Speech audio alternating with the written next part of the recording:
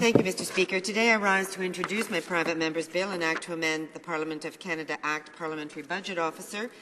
I'm very pleased to be able to present this important legislation, and I'd like to thank my colleague from Rimouski, Nejet, Témiscouata, Les Basques for seconding this bill and for supporting efforts to promote transparency and accountability, which are so important to our role as members of Parliament. Monsieur le Président, le poste de directeur. Mr. Speaker, this position of Parliamentary Budget Officer was created to deal with the sponsorship issue.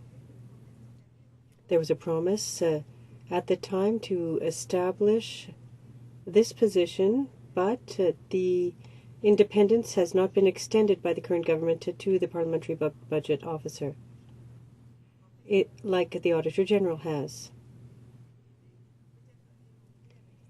The appointment of this position can revoke the appointment as he sees fit and can therefore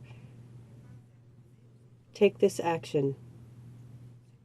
Mr. Speaker, Canadians and their members deserve to know the real costs of policies and legislation, and the Parliamentary Budget Officer must have sufficient independence to achieve that objective. The real costs of policy and legislation, and the PBO must have sufficient power and independence to meet this goal. This bill would allow the PBO to operate independently with a budget to fulfill his or her mandate. Mr. Speaker, Canadians want this government to be held accountable. We must be focused on ensuring that fiscal transparency and accountability are standard operating procedure in Ottawa. Thank you.